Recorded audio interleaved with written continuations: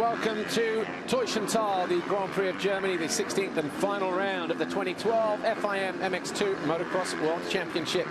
My name's Paul Malin. You join us live here on Motors TV and, of course, online on MX Live TV for this final round in MX2. Championship that has already been decided by Jeffrey Herlings on the Red Bull Factory KTM. He has 672 points, 71 more than the Floride Monster Energy Pro Circuit Kawasaki of Tommy Searle, who came here this weekend with a 42-point advantage over Jeremy Van Hoorbeek, which meant that if Tommy Searle were to take 2 DNFs and Van Hoorbeek took 2 race wins, or a few points more, for instance, then it could have, of course, the championship could have been decided for second and third. But Van Hoorbeek not here this weekend. He rode in practice, he tweaked his knee, he's decided to rest up for the Monster Energy Motocross of Nations. So Herlings, Searle, Van Hoorbeek, that's how it finishes in 2012 in the FIM MX2 Motocross World Championship. So the guys ahead of him, Herlings and Searle, just going to be racing for pride. But the battle for 4th position between Jake Nichols and Jordi Tixier, the Star Gem Racing KTM rider, just 8 points clear of the Red Bull KTM rider, Jake Nichols, in 4th in the driving seat at the moment. Well, that's a quick look at the circuit. It's undergone 1 or 2 changes over the last year. There's more elevation on this side of the circuit in readiness for the Motocross of Nations next year to get more spectators in, but we have some new doubles. This is a step-up triple now into this top left, turn 10. And we've got a great crowd here this weekend because, of course, in MX1 a little later on, the return of Ken Roxon in his first ever MX1 Grand Prix. We're getting ready to go down to the grid, though, with Amy. Let's hear who she has with her. It's the final round of the 2012 FIM World Motocross Championship. We're down on the start line for the MX2 Moto 1. Tommy Searle took the top spot in yesterday's qualifying. How are you feeling ahead of your final GP race in MX2? I felt good yesterday. Obviously went well for me, so I mean, the track's really good today. They done a good job, and just hoping to get a 1-1. You know, it'd be nice to finish my MX2 career on a high note, so that's what I'm going for. Best of luck out there. Let's also move down and have a word with Jordi Tixier. Obviously an important day for him. You're fighting for that 4th position in the World Championship. How are you feeling? Yeah, I feel pretty good. I like much this track, and yesterday I rode really good. I finished third in the qualifying race, so it was pretty good, and I hope to do a good start today, and I will give my best. Thanks, Jordi. Let's also have a word with Elliot Banks-Brown, who yesterday we saw him have a really, really great qualifying race. You had the race lead there as well, and he finished in 5th. Yeah, no, it was good. I got a good start, and yeah, turned a scratch, and I was able to lead for like a lap, so yeah, I was pumped with that. Just halfway through, I just went a bit tight, and then at the end I come good again, so just got to relax a bit, get a good start, and try and do the same as what I did yesterday, and I'll be really happy. We'll enjoy it out there today. Right, before we see the MX2 Race 1, we're going to take a look behind the scenes of KTM Scott Racing.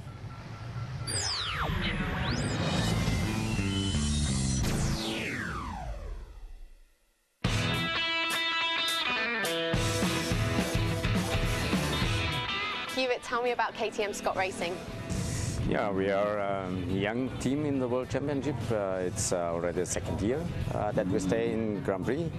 And before we worked for another team, but yeah, we thought that we can do it better if we do it by ourselves. So our focus is to pick up young riders, to give them the chance to stay first time in GP without any stress, big results and so on. Yeah, and this is what we're looking for. And there are 2 team managers. Yeah, this is the special constellation in this team. It's also my friend, Uwe. And yeah, I do everything for the technique, the mechanics, the material, and Uwe do all the things with the papers that I don't like so much. So, and there he's specialized, and yeah, it's working perfect. We're finally at the end of the 2012 season. Looking back, what are some of the things you've been happy about, or are there areas you'd improve for next year? Yeah, overall it was okay. The only thing what me make a little bit sad or angry, we have a lot of injuries by the riders, and this still is a big problem. Yeah, many times we only had 1 rider from 3, you know, And yeah, and it's not so easy to pick up another rider during the season because yeah, they have special contracts. Like maybe we have to go with Scott as a big sponsor of us, so we cannot pick up a rider with any other clauses. And yeah, these are small things what making these things difficult, you know. Valentin, you rode your first GP back in 2010, but this really is your first full year in MX2. Looking back, are you happy with what you've achieved this year? Yeah, for sure. This year I make some good results, so it was what I accept before the season. Some good race, some difficult race in mud, but it was okay. It was a good season for me. And the best GP result this year has been in Sweden? Yeah, in difficult conditions. It was raining like hell, but I crashed at the start. I was last and I come back 10. I went past 9, but I crashed and I finished 12. So it was a good race for me, very good race. But obviously you're not riding here this weekend. No, because in Faenza I get a crash in second hit, so I broke my shoulder plate, and I will be ready for the nation and for the Team Switzerland. So this weekend I stay relaxed. Evan, it feels like we've not seen quite so much of it this year. Why has that been? I crashed in Portugal this year and broke my thumbs, and yes, I was out this like 8 weeks, and then I come back to Europe, and then I make some points there, and then it feels good. So now I'm here again. And what's the goal for next year? It's top 50 in every race, and then the season is over. Then it's a good top race, so I hope for that.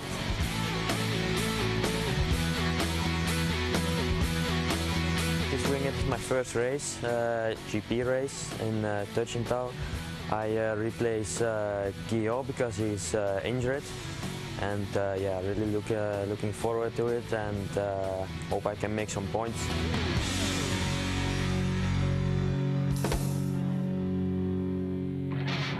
Den Platz genau bis zu dem anderen rüberläuft, brauchst du, ich habe es getestet, 20 Minuten. Tja, war das heute Nacht, wo du die... Nein, es hat 2 Stunden gebraucht.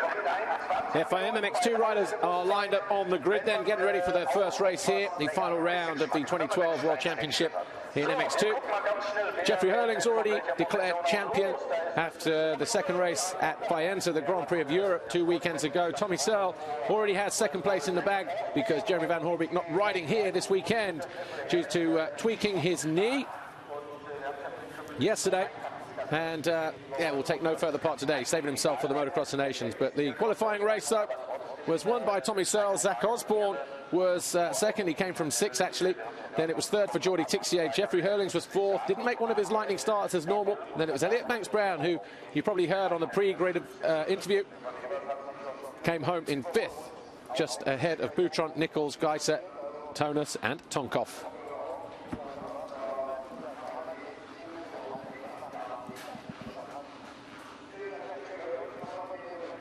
The MX2 riders down on the grid then. Tommy Searle will start from pole, from Zach Osborne, Jordi Tixier, Jeffrey Hurlings, Elliot Banks-Brown, Jose Boutron and Jake Nichols. The Monster Energy 15-second board about to go up.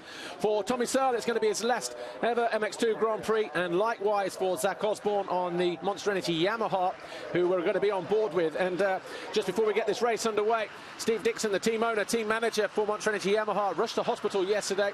He's got problems with 3 discs in his back. He will have to stay in hospital for 10 days and have an operation here, so he'll probably miss the Motocross of Nations as well.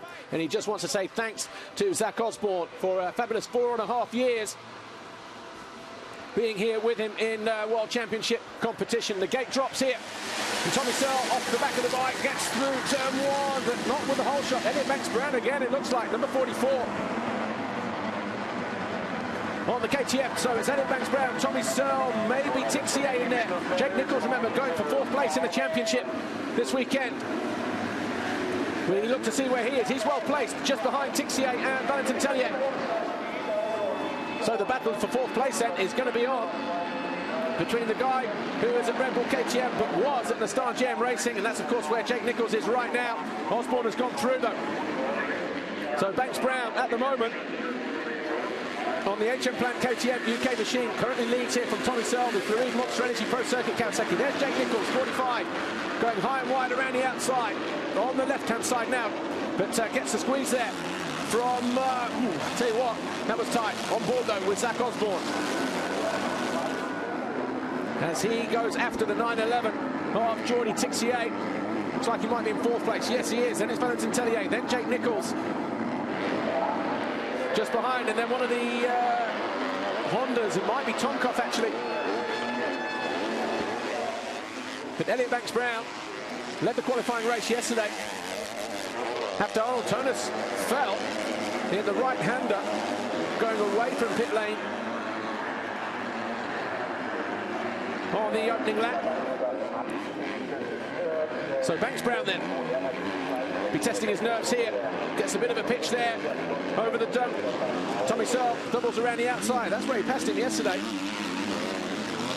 And Searle, number 100 on the left-hand side as we look at it. Going to go up the inside of Banks-Brown here. Tight line though for Tommy Searle. Elliot Banks-Brown doesn't get the distance over the tabletop and messes up. And he's going to be let through here. Oh, almost losing the front wheel as well. So Tommy Searle goes through into the lead. Banks-Brown now second. Jordi Tixier third as they go down past pit lane for the first time. Zach Osborne in there on the Monster Energy Yamaha in 4th for 3:38, the American. And then the flash of orange in the background. Valentin Tellier, the Rockstar Bud Racing Kawasaki rider, but over the line for the first time then. Tommy Searle, Elliot Banks-Brown, Jordi Tixier. On board with Osborne, he's 4th at the moment.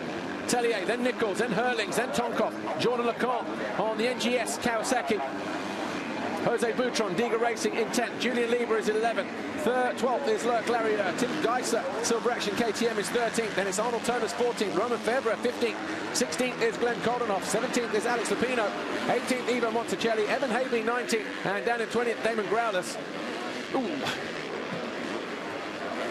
Camera angle looked a little bit sharper than it was, but Elliot Banks-Brown now going to start to feel the heat from the 911 of Tixier in the black Yamaha. 3:38 of Zach Osborne. That's a three-way battle for second position. Tommy Searle said on the pre-grid interview about 10 minutes ago, be nice to get a 1-1 in his final ever MX2 Grand Prix. Well, he's in the right place at the right time at the moment, because Jeffrey Hurlings down in 7th place, just behind Jake Nichols. Osborne looked good yesterday here in the qualifying race. He'll be looking to try and get up in the second position here in the next couple of laps. First man though, obviously he's got to find a way past the 911 here, just ahead of him on the Red Bull KTM of Jordi Tixier, the former 125 European champion from France. Of course, that'll help out Jake Nichols if he can find a way through, and he does. He goes through, puts the squeeze on him. So Elliot Banks-Brown now just ahead of Zach Osborne. Now onboard camera, great images by the way from the American. Jake Nichols, I think, has found a way, or was that maybe Hurlings here in the background going in the corner in the opposite direction. There's Osborne up the inside, being out-dragged there by 911, the 44 and the 45. So Tixier, Banks-Brown and Nichols, but holding a nice tight line here. Opens himself up nicely through turn 2. But it's turn 3 that always causes the problems there. Tightens up through that right-hander around the tree. Osborne, though, clear of Tixier. It's Hurlings behind him in 5th place, then Nichols in 6th. So Hurlings could be trying to help his teammate out here, because Jake Nichols got to find a way through on Hurlings. There he is, the new world champion in MX2, number 84. There's Jake Nichols. He's number 45. He's down in 6th place at the moment. So the gap was 8 points. Jordi Tixier in 4th at the moment. Jake Nichols in 6th. So that's going to be 3 points.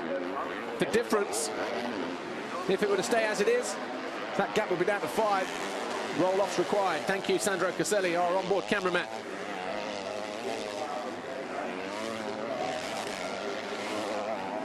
But Osborne going after Elliot Banks-Brown here. This is the battle for second place. Ooh, Banks Brown, the back end just coming around on him there. Coming out of that turn, right on the face of the jump. So a bit of a nervous, heart in the mouth moment there from Elliott Banks Brown, 44, as he came out of that left-hander just a moment ago. Over the tabletop, dropping downhill. Remember, the old track used to go off to the right there and drop down another level, then come up here onto pit lane at turn 1 and go immediately left. But the last couple of years, that's all changed. Long straight all the way back down to the start gate, then a 180 left, and then dropping through turn 1. Very fast through there yesterday. See how deep some of those ruts are as well. Nicely done through there for Banks Brown. And Zach Osborne. Tommy Searle, though, how far is he? 5.5 seconds clear already. Now, Elliott Banks Brown here at 44. The HM Plant KTM UK rider in second position. He'll be looking to try and pick up, I'm guessing, his best result of the year so far. Elliott Banks Brown down in 28th in the championship at the moment. Been difficult for him to string a bunch of Grand Prix races together. Did the first 2 rounds in the Netherlands and Bulgaria, but didn't pick up any results. Stayed away from the Italian, Mexican, French and Brazilian rounds. Didn't score in Portugal. Missed 4 more rounds after that. So he's on a run of 4 consecutive Grand Prix at the moment. Here's Elliott Banks Brown, and he's had some pretty good results as well.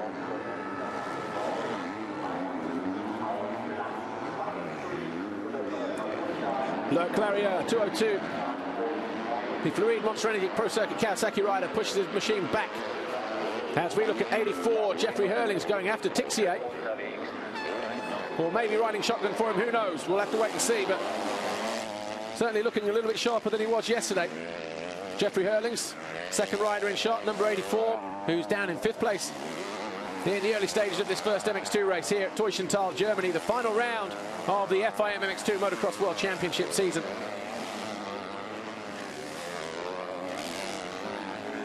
So he's just found a way onto the rear wheel of his teammate, who has a bit of a moment coming out of that left-hand turn. Goes around the outside. Again, Tixier getting hung up through that deep rut on the right-hand turn there. And hard down the inside, and almost runs his teammate wide as well over the berm.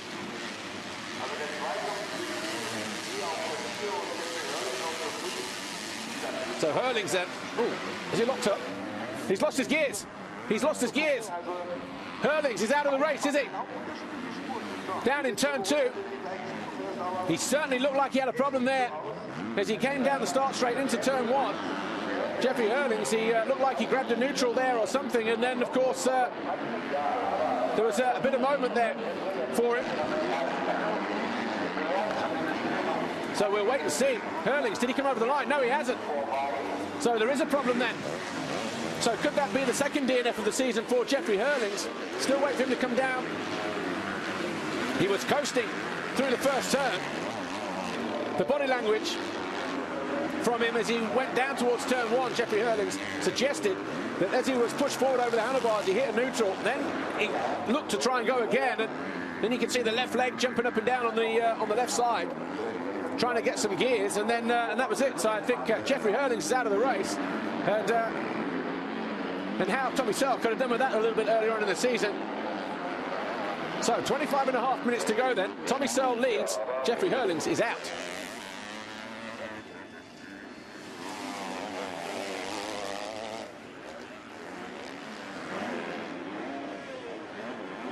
Zach Osborne, 3:38, Monster Energy, Yamaha. Does his best here to stay ahead of Jordi Tixier, who now has a bit of breathing space because his teammate, Jeffrey Hurlings, just a moment ago, who looked to be trying to find a way through on him, has gone out of the race with what we think may be a gearbox issue. And Jake Nichols now, just in the background, the 45, has Tixier right where he wants him, because without Hurlings in there, that means he's got a clear shot at Jordi Tixier. Valentin Tellier here, Rockstar Bud Racing Kawasaki rider, number 37, down in 6th place at the moment. Then we've got Alexander Tonkov, the Garibaldi Honda Ester rider, then Jordan Lecon, NGS Junior Kawasaki, Julian Lieber, Rockstar Energy Suzuki Europe MX2, and Arnold Tonus, teammate to our onboard here of Zach Osborne. Tonus down in 10th place. Then it's the Diga Racing KTM of Boutron. Roman Febvre, Bodo Schmidt Motorsport KTM down in 12th. Tim Geiser, Silver Action KTM is 13th. Then we've got Glenn Coldenhoff, Alex Rapino, Evan Haley, Ivo Monticelli, Benoit Patrel, Damon Browlers, and Robin Capel. And there is Hurlings walking back. Well, that goes to show what a big lead in the championship can do, and you must take your opportunities, take them when you can. He was able to capitalise on Tommy Searle's 2 DNFs in Latvia at Riga. Of course, he had one of his own there as well, but had he not wrapped up the championship in Faenza a couple of weeks ago, certainly it would have been a very, very interesting end to the MX2 championship season. Of course, that means he's not going to win the overall either. Tommy Searle, though, was firing on all cylinders yesterday in the qualifying race. He's got a good start here today, and he's almost 5 seconds, maybe more than that now, as he comes over next time around to complete lap 6. But Jeffrey Hurlings then walks back through pit lane, kept his goggles on, KTM down there waiting for him. Prognosis, but I'm suspecting the way that he was jamming up and down on the left side of the foot pegs, nicely done there from Tommy Searle, that Jeffrey Hurlings going to be a gearbox issue potentially. There's his mum, just the other side of the fence, making sure everything's fine. Yes, mum, it is. Not my fault. There you go. Go back, regroup. Race 2 awaits a little later on. Tommy Searle, though, down through turn 1. Might be a Red Bull KTM just down here somewhere in the dip. That's where the bike went wrong. At the final turn, Tommy Searle over the line, completes lap 6 now with a lap time of 2:01.7. Elliot Banks-Brown still there in second position, just there, look. 5 seconds behind, but 2 seconds clear of Zach Osborne. So Elliot Banks-Brown having a great ride at the moment. We've got a Brit 1-2, Tommy Searle, Elliot Banks-Brown. Zach Osborne riding for a British team in third, the American in his final ever Grand Prix. Of course, regards to Steve Dixon, who's laid up in a hospital bed just down the road in Germany, awaiting an operation today. We're led to believe, after being rushed out of here yesterday with back issues, couldn't walk, couldn't feel his legs, but needs the operation apparently immediately. So bittersweet at the moment for the Monster Energy Yamaha squad. There's Tonus around the outside of the 33, Julian Lieber. So these two fighting over 8th place at the moment. Good crowd here this weekend. Weather starting to pick up. We're going down a pit lane. I think it was going to be Jeffrey Hurlings, if he's still down there. And I wonder if he's going to confirm what I suspect might be the problem. Here we go. Here's Amy. Jeffrey, you're in the pit lane. What happened? Well, after 3 or 4 laps, the bike just completely stopped. I think it blew up, but I'm happy it happened this weekend, not last weekend. I already got a championship, so it's a shame it happened, but I hope to come back second moto, win that one. Had a bad start already, but hope to do good second moto and still finish off the season with a win. But yeah. Wish you luck for second race. Being very coy then, but I'm sure if we look far enough into that, when he was just on the back of Jordi Tixier, there'll be a moment there when you see him just losing that drive, and be interesting to see if we see that again on a slow-mo actually, or a replay, but maybe a little bit later on. Well, that's the mechanics pushing the bike back, but just before that, when he was with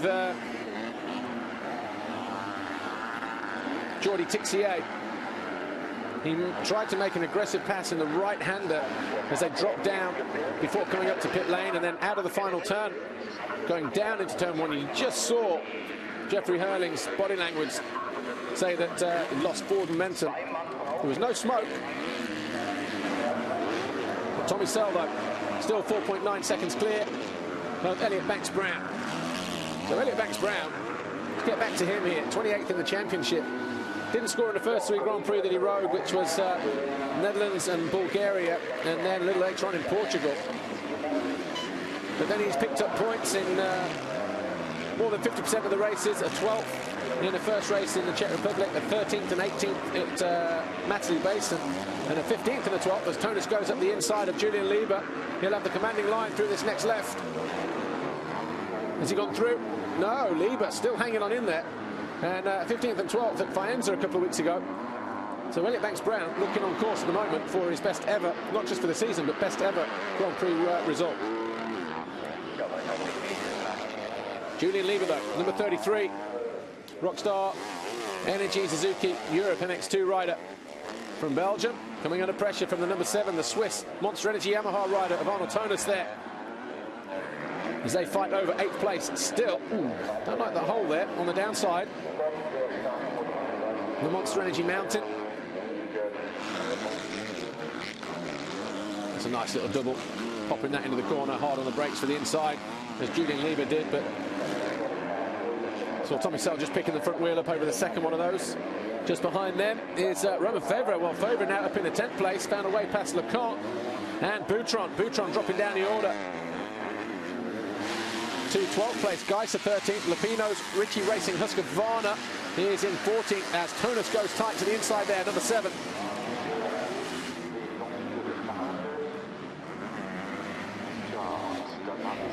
Eight laps complete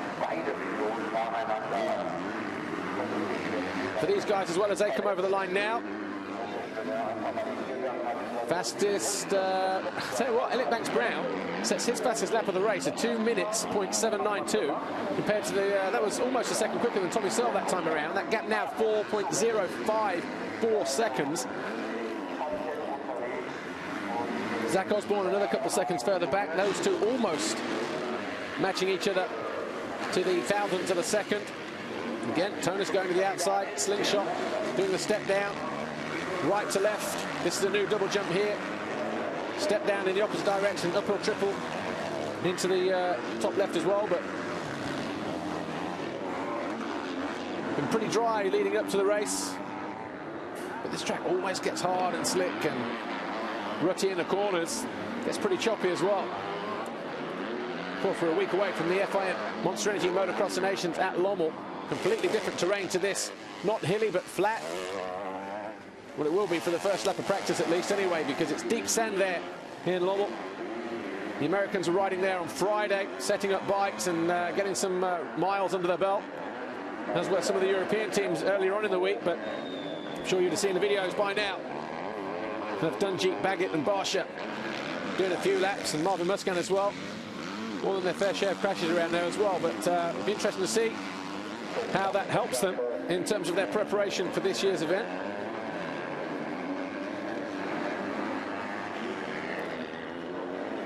'66, Tonkov just coming into view there on the Garibaldi Honda Ester machine with the fluorescent helmet just coming out of the final turn there. 141, Andrea Chervelin on the S-Gas Honda TM. Struggling to get that TM started back into life, coming out of the final turn. Ooh, nicely done there from Tonis, but not going to get through. Julian Lieber making him work extremely hard at the moment here on that yellow Suzuki.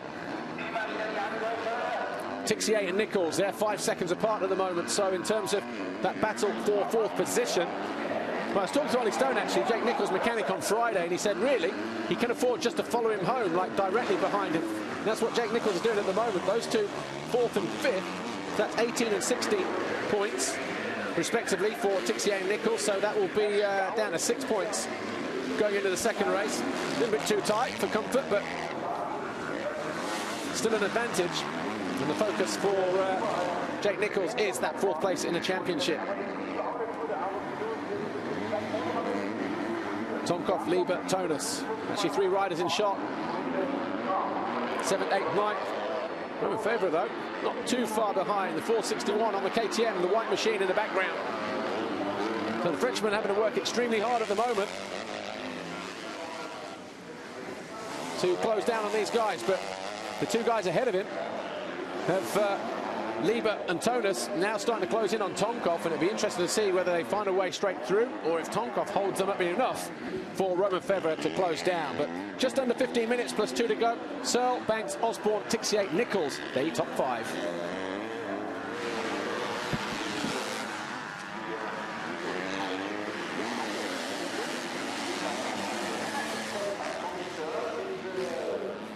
Elliot Banks-Brown, the HM Plant KTM UK rider, now starting to be caught ever so slightly by the 338. of Zach Osborne.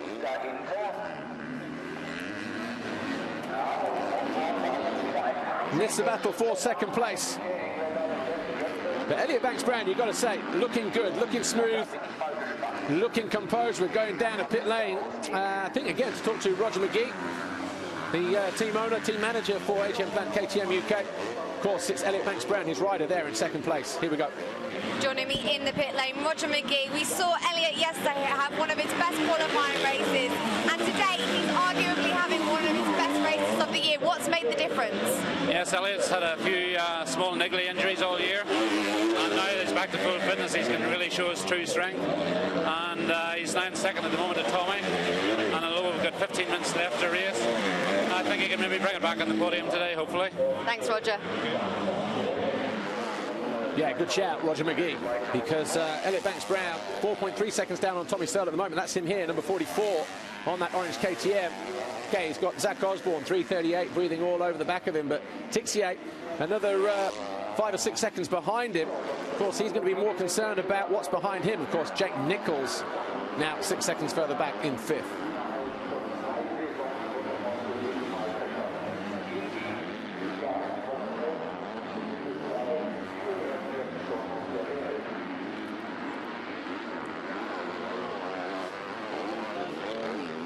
Just under 13 minutes plus 2 remain here. The first race, the final round of the FIM MX2 Motocross World Championship. We're at the Taufkessel circuit, Teuschenthal in Germany. And Jose Boutron there, number 17, the lead rider in shot, is doing his best to hang on to 11th place. He's got the Ritchie Racing Husqvarna of Alessandro Lupino just behind him there, number 77 in red. And the yellow and red of the 243, Tim Geiser, this year's 125 European champion, just behind them. So these three fighting over 11th position. Tommy Searle has 4 seconds over Elliot Banks-Brown, who's about 1.5 seconds now ahead of Zach Osborne in that battle for second position. Just heard from Roger McGee just a moment ago, and he said that pretty much even if Elliot gets passed by Zach Osborne, he could probably hang on and bring it home on the podium, which of course will be his best ever result. And for those who don't know, Tommy Searle and Elliot Banks-Brown actually trained together. They use the same training partner. Oh, Boutron almost off the bike. Manages to keep it just about on 2 wheels, coming out of the penultimate corner, and hangs on to 11th place. But Elliot Banks-Brown, Tommy Searle, training partners along with Mel Pocock, under the watchful eye of Kurt Gibbons up in Derby during the season. But had it not been for those niggling injuries, who knows, Elliot Banks-Brown should be placed higher up the leaderboard than the 28th where he currently sits, but he'll do himself a world of good in his first race if he can pick up good points here. He had a good qualifying race yesterday. He led it for a lap and eventually came home in 5th, but he's now coming under pressure from Zach Osborne, who easily goes through into second place. But it's still a good ride for Elliot Banks-Brown. He's looked good, smooth, composed throughout the whole of this first race here. Remember, he led again the early stages of the race with Tommy Searle breathing down his exhaust pipe, but he'll know exactly what's going on here. He's got 11 plus 2 to go. He'll let Zach Osborne go. He'll try and get his focus, and if he can make that podium, well, that'll be a great result for him. His granddad, John Banks, former world runner-up back in the 70s to the likes of Roger de Costa, no less, in the 500cc World Championship. Nicknamed the Baron. Haven't seen him here this weekend, so John and Mary, hope you're enjoying the race at home, and Mel and the rest of the family down there in Bury St Edmunds in the east of England, but doing a great job at the moment. Elliot Banks-Brown, Zach Osborne just going through though in second. Boutron all over the place, trying to hang on to that 11th place, but the 77 of Alessandro Lupino goes through there after that mistake from the 17 of Jose Boutron. Tim Geiser, he'll be lining him up as well next, the 243. The third guy coming in shot in the yellow, just there in the background, but Boutron's had a good year. You can't take anything away from him. Down in 8th in the championship at the moment.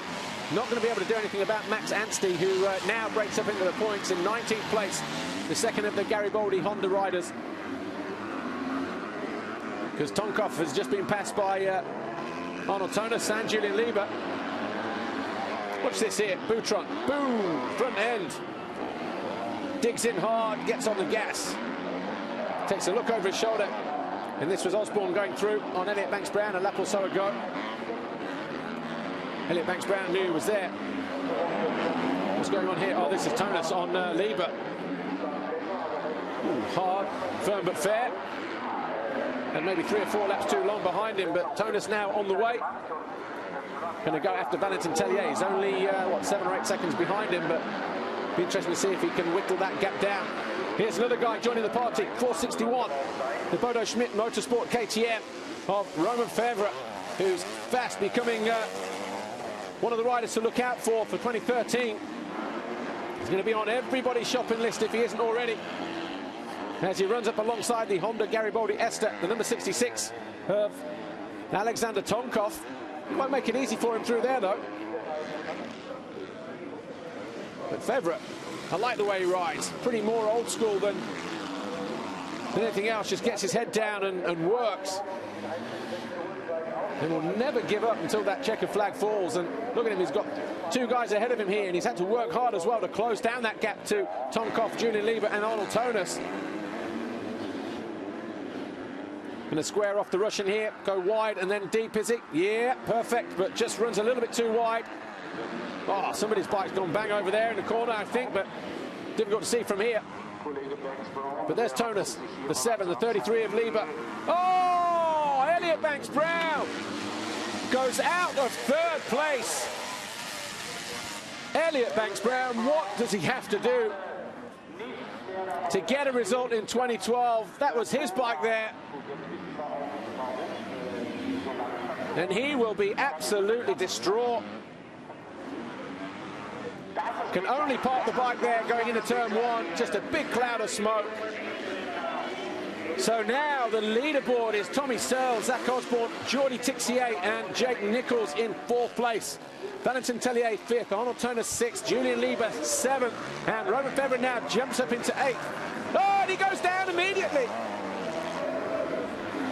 Roman Fevre overtakes Alexander Tomkov and then loses the front end in the next turn, turn 11. So he's got it all to do again.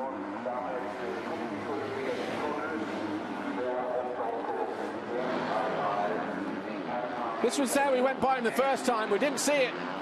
But I tell you what, Tomkov did very, very well to keep it up on 2 wheels there after Roman Fevre came through in the same way that Tonus went through on Lieber a lap before.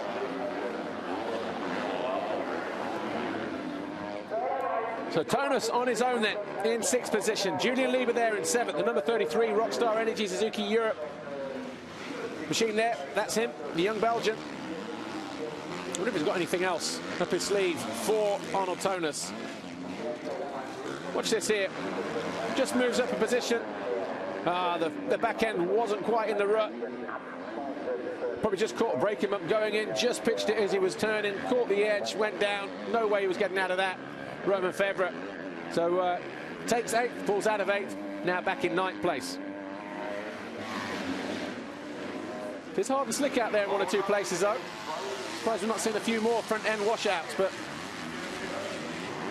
can't believe the misfortune there of Elliot Banks-Brown.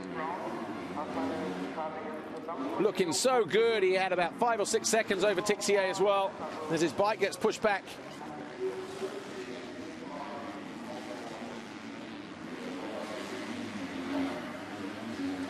Tommy Searle, though, continues to lead. 5.5 minutes on the clock, plus 2 to go. 2 laps, of course.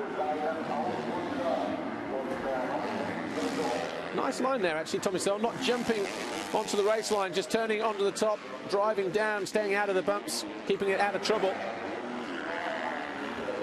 2:02.2, was a half a second quicker than Zach Osborne, who he's got a nice, respectful 5-second gap over. Here is Osborne, Monster Energy Yamaha rider. Over the double, the second double there to the inside. And Zach Osborne said at the start of the race, well, certainly yesterday at least, would like to have a good final Grand Prix as well in MX2, because he'll be going stateside. Be riding for Puerto Rico first in the FIM Monster Energy Motocross and Nations next week at Lommel, though. Completely different conditions to where we are now, the hard pack of Teufelstal in Germany. The deep sand awaits these riders in a week's time. Not all of them, but the majority of them. Tommy Searle, definitely. Zach Osborne, yes. Tixier, though, in control in third place. He's, well, we're just waiting for Jake Nichols to come through, as well as Tixier. First two are through, Tommy Searle and Zach Osborne. Here's Tixier. There's the Monster Energy finish line jump. And he is 10 seconds down on Osborne. We wait for Nichols to come through. There he is. The gap's still 6 seconds.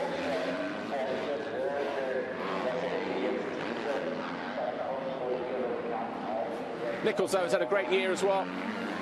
Not sure what his aim was at the start of the season, but Jackie Martin's a team manager at the Star and JM Racing KTM would probably say that he'd be happy with a bunch of top fives, and if he's lucky, maybe even finishing the top five. But he's surpassing that at the moment. He's fourth place in the championship, but he's still got a second race to do and the first one to finish off here. Valentin Tellier, though, got to be careful of him. Has Jack Nichols, the rider here, 37. Bug Racing Rockstar Kawasaki rider. There's the gap. Nichols just going out of the left-hander here, up into the next right. Tellier will be able to see him. Can't afford to lose any more positions. And as Ollie Stone, the mechanic of Jake Nichols, said on Friday, can afford to follow Tixier home if that's what it takes. He's doing that at the moment, but can't afford to lose too many positions. There's the 300 of Vikašlev Golovkin, just with a load of rear tape around that rear wheel.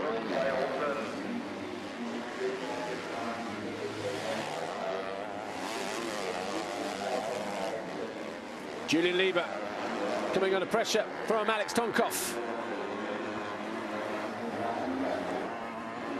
Obviously didn't like the manoeuvre that he was pulled on him a couple of laps ago.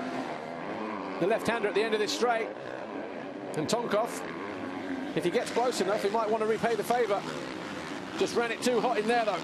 The Garibaldi Honda Ester rider looks set to remain with Garibaldi for next year. Not sure what machinery they're going to be on, though, at this stage, because Roger Harvey, in a press conference yesterday when they announced the signing of an MX1 rider to partner with Evgeny Bobashev for the next 2 years, said that at this moment they need to concentrate on MX1, which means getting that right, which means getting on the top step of the podium, certainly on a more regular basis, and certainly in terms of the championship. So the MX2 project for Honda at the moment, certainly on a factory level, put on hold.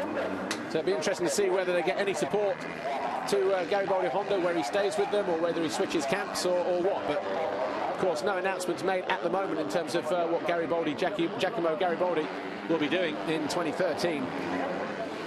But finishing off the season pretty good, though. Here's Alexander Tonkov, his teammate Max Hansi, down in 17th place at the moment.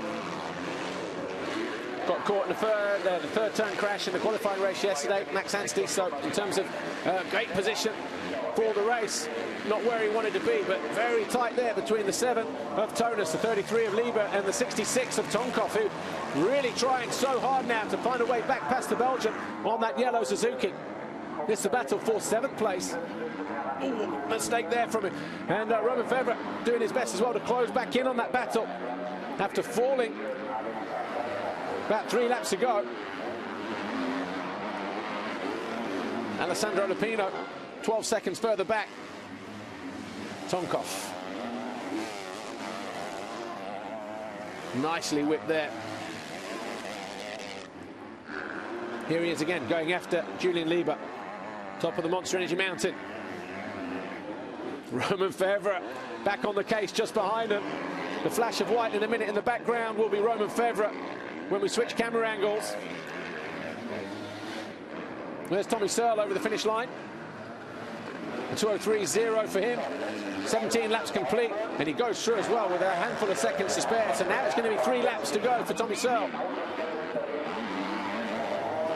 The important thing from his point of view will be that he's got track knowledge here going into the second race, unlike Jeffrey Hurlings, who went out on about lap 3 or 4. There's Osborne. That gap, 3.3 seconds. So Zach Osborne hasn't given up the fight here. 2:03.09 for Tommy Searle, 2:02.9 for Zach Osborne, who we're on board with now on the Monster Energy Yamaha.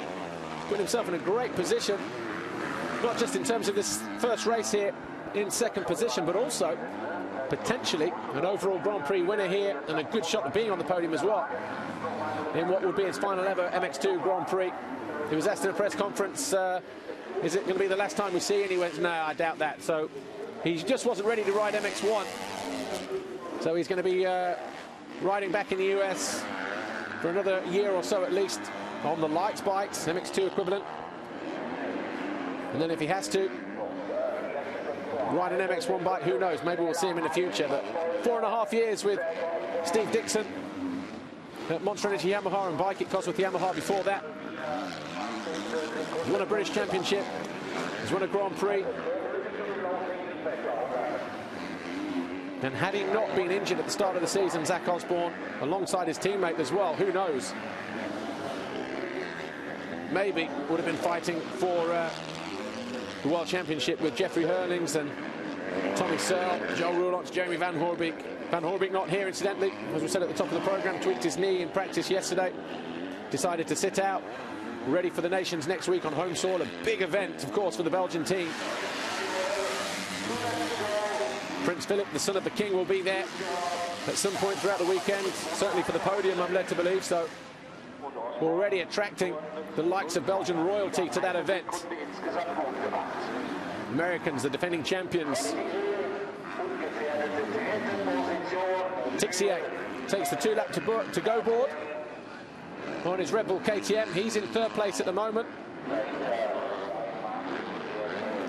Still 6 seconds clear of Jake Nichols, who now has 5 seconds over Valentin Tellier. Jake Nichols, a 2:04.7, was almost 4/10 quicker than Tellier that time around, so just doing enough, it seems, Jake Nichols, and managing that situation pretty good. Remember, he's in that battle for 4th position. Hurlings, Searle, Van Hoorbeek, that's how it will finish in 2012, irrespective of what happens in this first race. But Jake Nichols started the day 8 points clear of Jordi Tixier. Of course, Jake Nichols riding the Mustang JM Racing KTM. That's where Tixier was last year.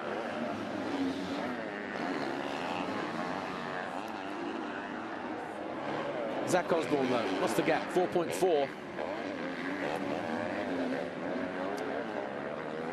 Roman Fevre all over the back of Alexander Tonkov, who makes a mistake coming out of the right-hander. Looking a little bit awkward on that Honda is the number 66 Russian, Alexander Tonkov. 461, Roman Fevre, the Bodo Schmidt Motorsport KTM, has found his way back onto the rear wheel of the Russian. Looking to square him off here, maybe in the next left-hander. Does it nicely, doesn't quite get on the gas early enough, though. Over the Monster Energy Mountain. He's on the right side here, but will he get through the next left-hander? Probably not. Might have to be an aggressive move in the left-hander at the bottom end here. Saw Tonus go through on Lieber. We saw Lieber go through on Tonkov, and look at that. Goes through, but then he realizes, does Roman Fevre, that Tonkov was better placed. He allowed him to have the line there.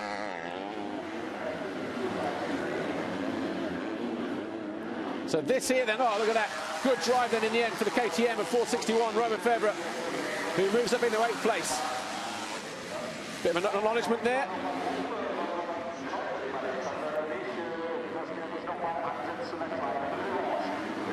Through the final turn, as they start the final lap then. 19 laps complete. Tommy Searle already on his way here, about a half a lap clear of these guys.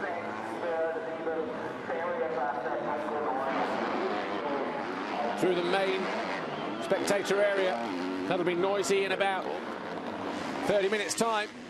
In MX1, 2 Germans of Ken Roczen and Max Nagel will be giving the home fans something to shout about, as they did in qualifying yesterday.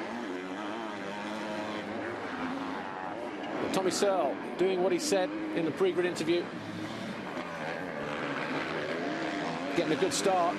Wants to win both races here to round out what will be his final FIM MX2 Motocross Grand Prix. Second this year, he was second to Tyler Rattray in 2008.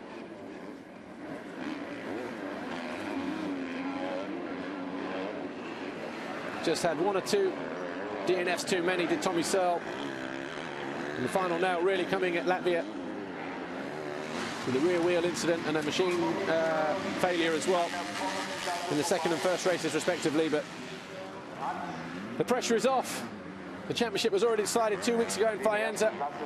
Hurling's out of the race here on lap 4, but Tommy Searle rounds out the final turn. The Floride Monster Energy Pro Circuit Kawasaki lights the candles here and wins race 1 in Germany. Wait for Zach Osborne to come through, does so now, 3.5 seconds down. Then it's going to be Tixier. We wait for him to come through.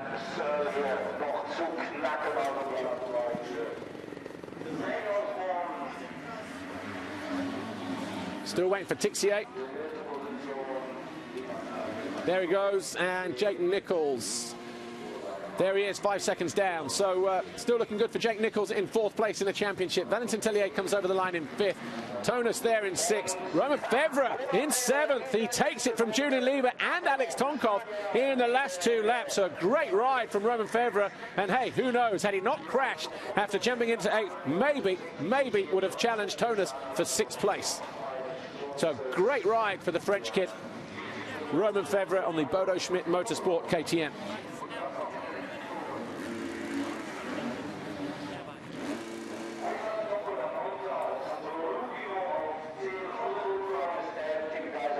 That was Tommy Searle winning the first race here at Teutschenthal. 3.5 seconds in the end over Zach Osborne.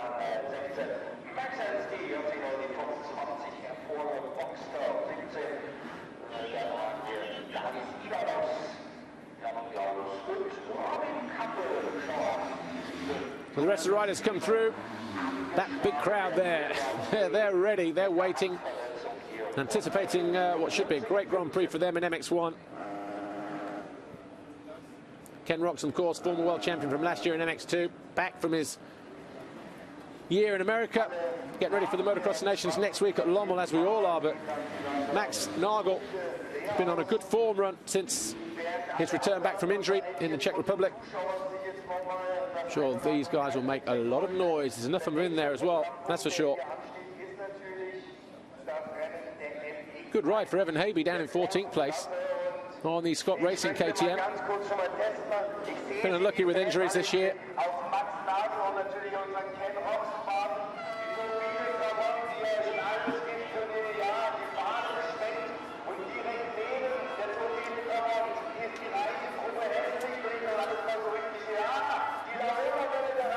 Right, getting ready though for our official confirmation of race 1 here at Teutschenthal.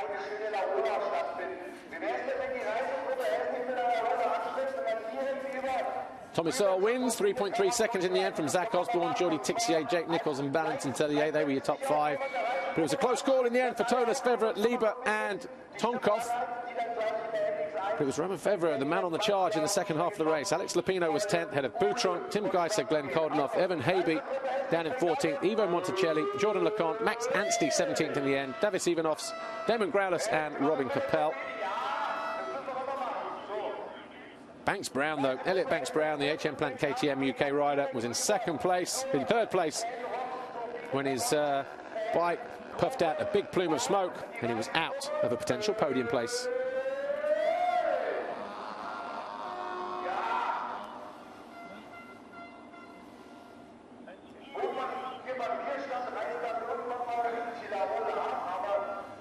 Championship classification, of course, we know the first 3 there, done and dusted. Hurling, Searle, Van Hoorbeek. The battle still goes on, though, between Nichols and Tixier. Look at that, 6 points between them as they go into the second race.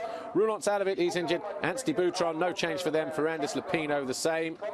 Roman Fevre, though, 13th, still in 13th. And the rest as well. Going down to meet our race winner, here's Tommy Searle. Tommy, well done. That looked like a comfortable first race win there for you. Yeah, it was a nice race for me. I mean, I got the win, but I felt really actually bad on the bike. Like, I'd never rode so tight or had so many nearly crashes. I mean, some of the jumps I was nearly looping out on, and I felt like, what am I doing? I'm winning a race and I look like this, but I got the job done, and hopefully we can make a few changes and I'll settle down a little bit and I can go win the next one as well. See you for second race. Thank you.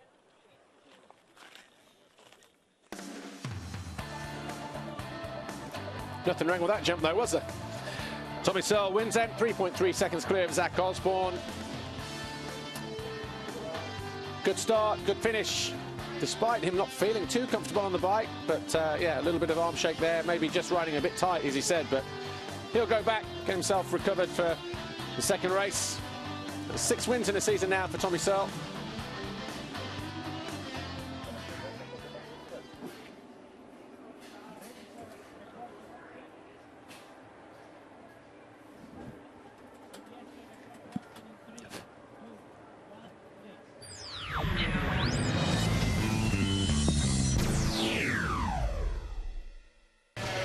Welcome back. How is it to be back in Europe?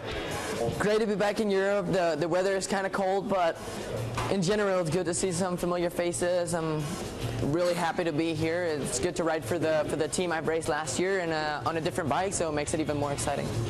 And you're joining us for the final round of 2012, your home Grand Prix, and also where you took your first MX2 win back in 2009. I mean, we planned it kind of like that, but we're not sure if it's going to work out and stuff. But in the end, you know, I'm glad that it works here, and it's my hometown, basically hometown. You know, I only live like an hour away, and you know, the 450 bike suits me really good, and I've never ridden it actually. I mean, never ridden in the MX1 class, so that's going to be something new and something I'm really excited about. So let's see what we got. Of course, one of the last times we saw you in Europe was in Geldorf last year. It's not very often a rider gets to win a world title in front of his home fans. Can you remember that day? How did it feel? Oh, it was amazing. I mean, I got world champion there. It was at home in Germany, and you know, what do you want more? And it was just, in general, a big thing because I mean, it has been a long time since the last German guy actually got a world champion. So it was a big moment and fun memories. So you know, it was pretty cool. Following that, you went to the States. How's the first year been? First year was kind of tough, I have to say. You know, I started off, actually when I went back there, I started off riding really good, and I was kind of like at my peak. And injured my hand and kind of threw me back a little bit. I had to switch from West Coast riding to East Coast. Only started riding like maybe 1.5 weeks before the first race, so it's kind of hard to pick things up because once the season started, it has been really stressy and a lot of traveling, which is not always easy. So I struggled a little bit with that, and it was hard in the year to get back to 100% because first I struggled a little bit with my hand. You know, I still have some problems somehow, but I think it's normal when you have some metal in there, so I'll get that taken out. But overall, you know, I'm healthy. I did every single race, and what do you want more? And knowing what you know now, what do you need to do to move forward into next year?